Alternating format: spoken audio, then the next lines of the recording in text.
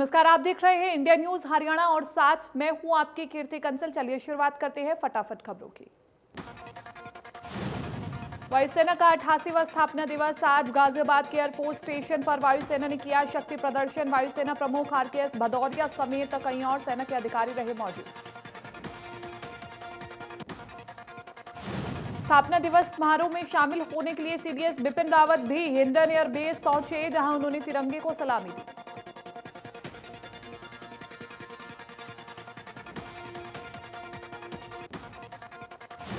वायुसेना के स्थापना दिवस समारोह में थल सेना अध्यक्ष एमएम नरवणे ने भी शिरकत की, जहां उन्होंने परेड में शामिल होकर तिरंगे को सलामी दी।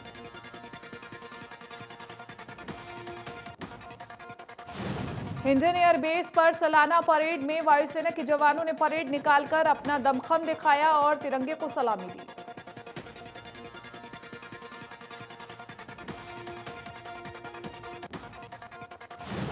एयर शो के दौरान वायुसेना के वीरों ने हैरत अंगेज करतब दिखाए, जिसमें आसमान से पैराशूट के जरिए लैंडिंग भी शामिल है।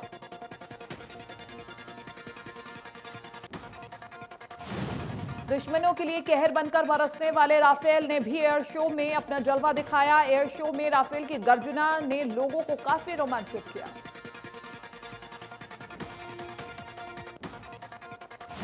वायुसेना के बेड़े में शामिल MI-17 हेलीकॉप्टर ने भी हवा में हैरत अंगेज करतब दिखाए। हवा में MI-17 के करतब देख रोमांच से भरे थे। वायुसेना के स्थापना दिवस पर दुश्मनों की पल पल की खबर रखने वाले रोहिणी रडार सिस्टम को भी प्रदर्शित किया गया।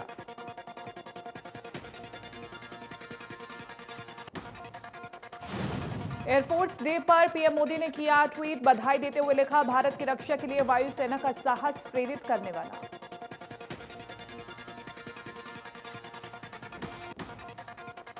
पीएम मोदी ने वायुसेना के स्थापना दिवस पर एक वीडियो भी ट्वीट किया, जिसमें पीएम मोदी वायुसेना के जवानों के साथ नजर आ रहे हैं।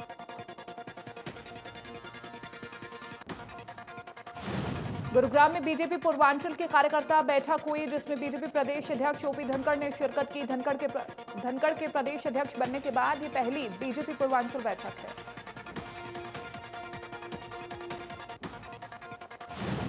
भिवानी महेंद्रगढ़ लोकसभा क्षेत्र से सांसद धर्मवीर सिंह ने भिवानी में आधा दर्जन मंडियों का दौरा कर फसलों की खरीद का जायजा लिया और मंडियों में किसानों की समस्याएं भी सुनी। इस दौरान धर्मवीर सिंह ने कहा कि मंडियों में कपास, बाजरा और मूंग की खरीद प्रदेश सरकार एमएसपी पर कर रही है। परिवहन मंत्री मूलचंद शर्मा ने निजी स्कूल बसों के न चलने पर भी जुलाई महीने के बाद से टैक्स वसूलने के मुद्दे पर कहा कि निजी स्कूल संचालक सीएम से मुलाकात करें, सीएम आश्वासन देंगे तो टैक्स माफ कर दिया जाएगा। मूलचंद शर्मा जानकारी देते हुए उन्होंने बताया कि खनन विभाग में 2019 से 20 में 331 करोड़ रुपए का राजस्व प्राप्त हुआ था, जबकि साल 2020 से 21 में अप्रैल से सितंबर तक 338 करोड़ रुपए का राजस्व मिला है, जिससे पता चलता है कि विभाग ने ईमानदारी से काम किया है। वहीं दिल्ली सरकार पर निशाना साधते हुए मूलचंद शर्मा ने कहा कि दिल्ली सरकार की अनुमति नहीं मिलने से यात्रियों को इसका खामियाजा भुगतना पड़ रहा है। ये दिल्ली सरकार की छोटी सोच है, जिससे गरीब आदमी पर बोझ पड़ रहा है। पंजाब सरकार ने अभी तक हरियाणा रोडवेज की बसों को पंजाब में चलने की अनुमति नहीं दी है, जिससे यात्रियों को भारी परेशानियों का सामना करना पड़ रहा है। हरियाणा पंजाब बॉर्डर पर अनुमति नहीं होने से हरियाणा रोडवेज में सवार यात्रियों को बॉर्डर पर ही उतरना पड़ता है। हैरानी की बात तो यह है कि निजी बसों को बॉर्डर पर कोई रोक टोक नहीं है।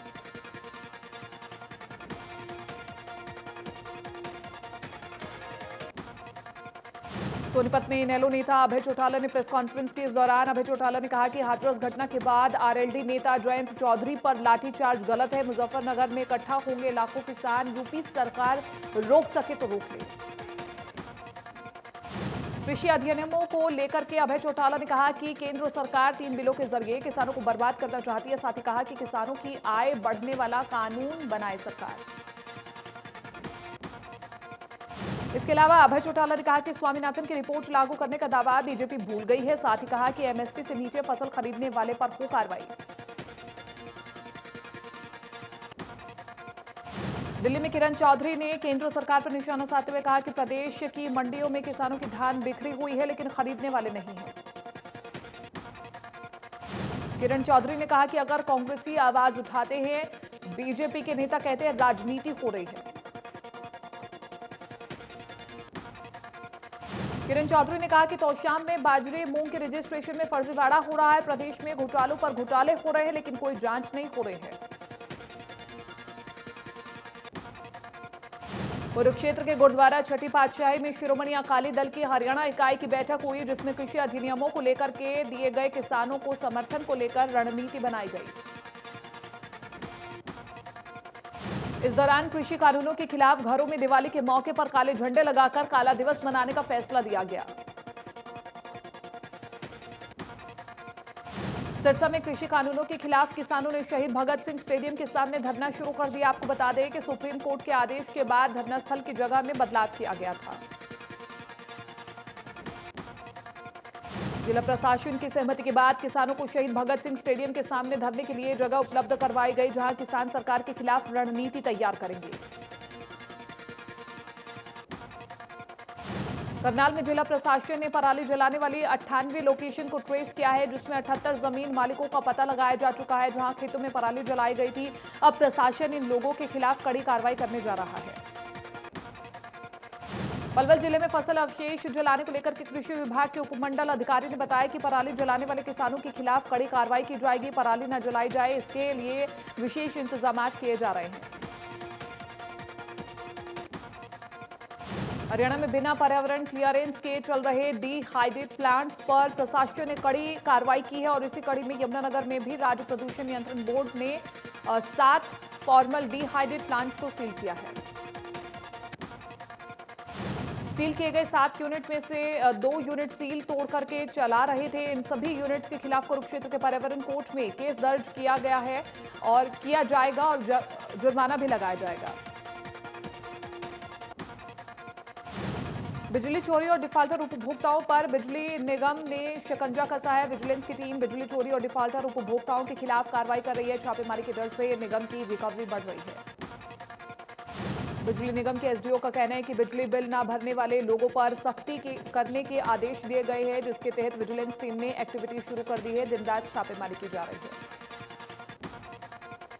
बल्लभगढ़ पंचायत भवन में दफ्तरों के आगे विभागों के नाम नहीं लिखे होने के चलते लोगों को भारी परेशानी का सामना करना पड़ रहा है। आपको बता दें कि पंचायत भवन में 1 दर्जन से ज्यादा सरकारी विभागों के कार्यालय है, लेकिन किसी पर भी विभाग का नाम अंकित नहीं है। मॉल्स और होटल्स में इंस्टेंट फूड के रूप में मशहूर हो रहे स्वीट कॉर्न की कमर्शियल खेती अब पलवल जिले में हो रही है। मक्का की ये फसल मीठी और स्वादिष्ट होती है, जिसका प्रचलन लगातार बढ़ता जा रहा है। रेवाड़ी जिले में क्लस्टर स्तर पर mobile food testing laboratory lab van की शुरुआत की गई है, जो जिले में 29 अक्टूबर तक रहेगी। कोई भी नागरिक इस मोबाइल लैब से अपने खाद्य पदार्थों का सैंपल जांच करवा सकता है।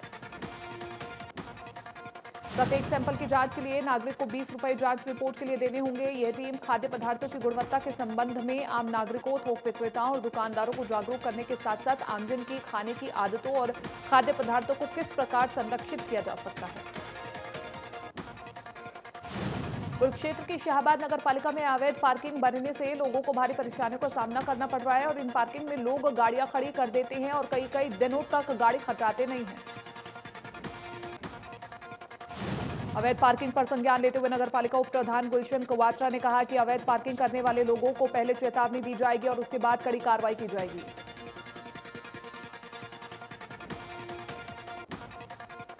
मेवात में डिजिटल इंडिया कार्यक्रम तेजी से फैल रहा है। डिजिटल इंडिया अभियान के तहत मेवात के गांव में भी फ्री इंटरनेट सेवा मुहैया करवाई जाएगी। इसके लिए जिला उपायुक्त ने बताया कि गांव में इंटरनेट के लिए भारत नेट सुविधा दी जा रही है।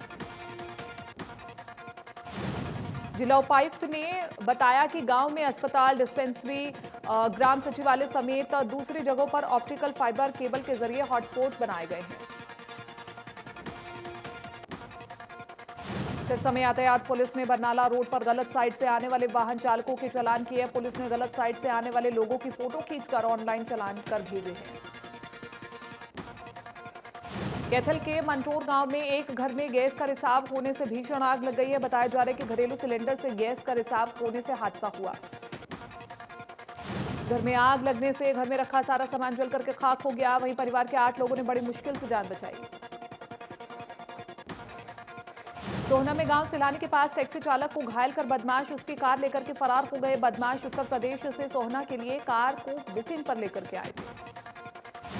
ड्राइवर ने बताया कि बदमाशों ने उसके सिर पर पिस्तौल की बट से वार किया और घायल हालत में उसे गांव घंगोला छोड़ करके कार लेकर के फरार हो गए। ड्राइवर के बयान पर पुलिस ने बदमाशों के खिलाफ केस दर्ज किया। टोहाना के ललुवाल गांव में पत्नी पर पेट्रोल डालकर के हत्या करने के आरोपी पति पुलिस को गिरफ्तार कर लिया गया। आरोपी ने पुलिस पूछताछ में वारदात की बात कबूल कर ली है। आरोपी के बेटे रणधीर ने पुलिस को बताया कि 4 सितंबर को रात करीब 10 बजे उसके पिता मलखान ने उसकी मां ओमपति पर पेट्रोल डालकर के आग लगा दी थी, जिसके बाद उसकी मां के इलाज के दौरान मौत हो गई थी। जुलाना में एक बार फिर निजी बैंक कर्मचारी से 1,40,000 रुपए लूटने का मामला सामने आया है। लुटेरे वारदात को अंजाम देकर के फरार हो गए। बताया जा रहा है कि बैंक कर्मचारी गांव-गांव जाकर के लोन के किस्तों की वसूली करता है। फरीदाबाद में सौतेले पिता की हैवानियत सामने आई है। दरअसल सौतेले पिता ने 5 साल के बच्चे को बीड़ी से जलाया और उसके बाद बेल्ट से उसकी पिटाई भी की। इसमें बच्चे की मां भी शामिल थी। बच्ची के नाना को जब इसकी सूचना मिली तो उन्होंने पुलिस को शिकायत दी, जिसके बाद पुलिस ने केस दर्ज कर मां बाप को गिरफ्तार कर लिया। वहीं बच्ची को अस्पताल में भर्ती कराया गया है।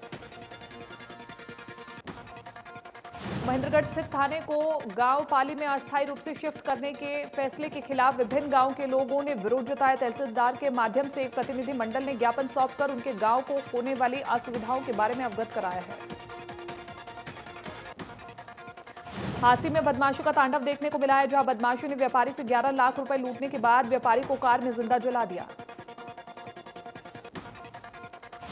भूलाचीका में पुलिस का नशा रोको अभियान जारी है और इस अभियान के तहत एंटी नारकोटिक सेल ने 4 नशा तस्करों को दबोचा है, जिनसे करीब 4,200 नशे की गोलियों का जखीरा बरामद किया है। पुलिस के मुताबिक पुलिस ने हरियाणा पंजाब बॉर्डर पर नशा तस्करों पर लगाम लगाने के लिए 6 नाके लगाए हैं। बहादुरगढ़ में लोगों के घरों के ऊपर से गुजर रही हाई टेंशन लाइनें जल्द ही हटने वाली हैं। अब सिर्फ जिला उपायुक्त की मंजूरी बाकी है। लाइन पार क्षेत्र के 6 फीडरों से हाई टेंशन लाइनें हटाने का खर्च 1,91,19,310 रुपए आना है। नगर परिषद 2020 से 21 के बजट में हाई टेंशन लाइनें हटवाने के लिए 2 करोड़ का बजट स्वीकृत कर चुकी है। कुरुक्षेत्र में लाडवा के सरकारी अस्पताल में लापता युवक के परिजनों ने किया हंगामा। 3 दिन से लापता युवक का शव मिलने के बाद से परिजनों ने आरोपियों की गिरफ्तारी की मांग। मृतक युवक के भाई ने मृतक के दोस्तों पर आरोप लगाते हुए कहा कि उन्हें शक है कि उसके भाई की हत्या उसके दोस्तों ने ही की है, लेकिन पुलिस ने उनके खिलाफ कोई कार्रवाई नहीं की। फरीदाबाद की संजय कॉलोनी में स्वास्थ्य विभाग ने अवैध गर्भपात केंद्र का किया भंडाफोड़। जानकारी के मुताबिक एक घर में अवैध रूप से गर्भपात करवाया जा रहा था। स्वास्थ्य विभाग को इस अवैध गर्भपात केंद्र के बारे में सूचना नहीं मिली थी, जिस पर कार्रवाई करते हुए स्वास्थ्य विभाग ने नकली ग्राहक बना करके भेजा, जहां से 7,000 रुपए गर्भपात का सौदा तय हुआ। पानीपत उपायुक्त धर्मेंद्र सिंह ने धान खरीद में भेदभाव की शिकायत मिलने पर स्मालखा अनाज मंडी का निरीक्षण किया। मार्केट कमेटी के सचिव, किसान और आढ़तियों से धान की खरीद के बारे में पूछताछ की। राजस्थान के सवाई माधोपुर में मौजूद रणथंभौर नेशनल पार्क में बाघों की अठखेलियों की 2 वीडियो सोशल मीडिया पर जमकर वायरल हो रही है। पहले वीडियो में 2 बाघिन अपने इलाके के लिए वर्चस्व की लड़ाई लड़ते हुए दिखाई दे रही हैं। वीडियो में लड़ाई करने वाली बाघिन रणथंभौर नेशनल पार्क की सबसे मशहूर एरोखॉइड है, जिसका अपनी बेटी रिद्धि से इलाके को लेकर के टकराव हुआ। हरियाणवी डांसर सपना चौधरी के मां बनने के बाद यह भी खुलासा हो गया है कि उन्होंने शादी कब की थी। इंडिया न्यूज हरियाणा के पास एक्सक्लूसिव फोटो आई है, जिसमें सपना और साहू एक दूसरे को वरमाला पहनाते हुए नजर आ रहे हैं। सपना चौधरी पिछले साल 15 दिसंबर को उत्तर प्रदेश के बलिया गई थी। वहां उन्होंने द वैदिक प्रभात फाउंडेशन के दफ्तर में वीर साहू से शादी की थी।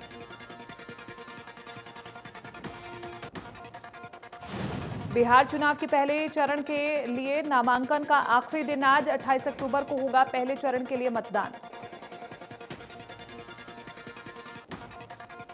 प्रधानमंत्री नरेंद्र मोदी आगामी त्योहारों और ठंड के मौसम में कोरोना महामारी से बचाव के लिए आज जन आंदोलन की शुरुआत करेंगे। प्रधानमंत्री मोदी ट्वीट के जरिए इस अभियान की शुरुआत करेंगे। इस अभियान में कोरोना से बचाव के लिए मास्क पहनना, सामाजिक दूरी का पालन करना और हाथ धोना है और इसी सिद्धांत का पालन करते हुए सार्वजनिक स्थानों पर इन उपायों के बारे में जागरूकता बढ़ाने के लिए अभियान को शुरू किया जाएगा। प्रदेश में पिछले 24 घंटे में कोरोना के 1283 नए मामले सामने आए हैं। वहीं 19 लोगों की कोरोना से मौत हुई है, जिसके बाद मौत का आंकड़ा 1528 पर पहुंच जाएगा। प्रदेश में कोरोना की 11,029 एक्टिव केस है। वहीं अब रिकवरी रेट बढ़कर के 90.86% पर हुआ है। आपको बता दें कि 10 लाख लोगों में 82,987 लोगों की जांच हुई है। गुरुग्राम में 293 नए केस और 2 की मौत हुई। वहीं फरीदाबाद में 178 नए केस और वहीं जींद में 73 नए केस आए सामने। मिथिला के गांव चंदावली में स्वास्थ्य विभाग ने जांच शिविर लगाया, जिसमें मुख्य अतिथि के तौर पर सीएमओ ने शिरकत की और स्वास्थ्य कैंप का शुभारंभ किया। कैंप में ब्लड प्रेशर, शुगर और कोरोना के टेस्ट किए गए। सीएमओ ने बताया कि जिले में रोजाना 3000 से ज्यादा कोरोना टेस्ट किए जा रहे हैं। 34 जगहों पर कोरोना टेस्ट किए जा रहे हैं और लगातार संख्या बढ़ाई जा रही है ताकि कोरोना पर पूरी तरह से कंट्रोल किया जा सके। देश में एक दिन में सामने आए 78,800 नए कोरोना मरीज, 963 लोगों की हुई मौत। कुल मरीजों की संख्या हुई 68,32,000 के पार। देश में कोरोना ने महाराष्ट्र में मचाई सबसे ज्यादा तांडव। एक दिन में कोरोना से हुई 355 लोगों की मौत। कोरोना के मामले में देश में दूसरे नंबर पर आंध्र प्रदेश। लगातार बढ़कर के कोरोना मरीजों का आंकड़ा हुआ 7,34,427। अब भी 49,513 केस एक्टिव। कर्नाटक में एक दिन में सामने आए कोरोना के 10,947 नए मरीज। कुल मरीजों की संख्या हुई 6,68,000 के पार। उत्तर प्रदेश में कोरोना से लोगों में दहशत। एक दिन में गई 47 लोगों की जान। कुल मौतों का आंकड़ा हुआ 6,200। दिल्ली में लगातार बढ़ रहा है कोरोना मरीजों का आंकड़ा। 24 घंटे में सामने आए 2,871 नए मरीज, 35 लोगों की हुई मौत। पंजाब में भी नहीं थम रहा कोरोना का कहर। कुल मरीजों की संख्या हुई 1,20,000 के पार। अब तक 3,712 लोगों की हुई मौत। पूरी दुनिया में कोरोना से लोगों का हुआ बुरा हाल। अब तक कोरोना से गई 10,60,000 से ज्यादा लोगों की जान। कुल मरीजों की संख्या हुई 3,63,86,000 के पार। अमेरिका में कोरोना ने मचाई सबसे ज्यादा तबाही। लगातार बढ़कर के मरीजों की संख्या हुई 77,76,000 के पार। अब तक 49,43,000 से ज्यादा हुए मरीज रिकवर। ब्राजील में कोरोना से लोगों में दहशत का माहौल। कुल मरीजों का आंकड़ा हुआ 50 लाख के पार। अब भी 4,62,000 से ज्यादा केस एक्टिव। रूस में कोरोना का आतंक जारी। लगातार बढ़कर के मरीजों की संख्या हुई 12,48,619। अब तक 21,865 लोगों की हुई कोरोना से मौत। स्पेन में नहीं थम रही कोरोना की रफ्तार। अब तक सामने आए 8,72,000 से ज्यादा मरीज। कोरोना से 32,562 लोगों की मौत। दक्षिण अफ्रीका में कोरोना से लोगों का हुआ बुरा हाल। कोरोना से हुई 17,248 मरीजों की मौत। कुल मरीजों की संख्या हुई 6,85,000 के पार। अब तक 6,18,000 से ज्यादा मरीज रिकवर। भजन सम्राट अनूप जलोटा और जसलीन मथारू की अपकमिंग फिल्म वो मेरी स्टूडेंट है का फर्स्ट लुक रिवील किया गया है, जिसमें अनूप जलोटा और जसलीन मथारू एक साथ नजर आने वाले हैं। Actor Ali Fazal Hollywood film codename Johnny Walker में लीड रोल में नजर आने वाले हैं। अली जल्द ही इस फिल्म की शूटिंग के लिए अमेरिका जाएंगे। पंजाबी एक्ट्रेस हिमांशी खुराना कोरोना से जंग जीत चुकी है। 29 सितंबर को ऑक्सीजन की कमी के कारण हिमांशी को हॉस्पिटल में एडमिट किया गया था। अब वो फिट होकर के घर वापस आ चुकी है। दिव्या खोसला कुमार और पॉल वी पुरी का नया सॉन्ग तेरी आंखों में रिलीज हो गया है। सॉन्ग को नेहरा कक्कड़ ने और दर्शन रावल ने गाया है। यामी गौतम और विक्रांत मेसी स्टारर फिल्म गिनी विड्स सनी नेटफ्लिक्स पर 9 अक्टूबर को रिलीज होगी। एक रोमांटिक कॉमेडी फिल्म है। मिर्जापुर 2 के ट्रेलर को रिलीज होते ही इसके बायकॉट की मांग उठने लगी है, जिसकी वजह है अली फजल और फरहान अख्तर का होना। अली फजल सीएए एनआरसी के खिलाफ प्रोटेस्ट कर रहे लोगों को सपोर्ट करने गए थे। एक्टर जितेंद्र अपनी बेटी एकता कपूर के वेब शो बारिश से डिजिटल डेब्यू करेंगे और शो में जितेंद्र जीतू जी गांधी नाम के हीरा व्यापारी का रोल निभाते हुए नजर आएंगे। साइंस फिक्शन वेब सीरीज में एक साथ नजर आएंगे राधिका आप्टे और विजय वर्मा। इस वेब सीरीज का निर्देशन शिप ऑफ थीसिस के लिए राष्ट्रीय पुरस्कार हासिल कर चुके निर्देशक आनंद गांधी करेंगे।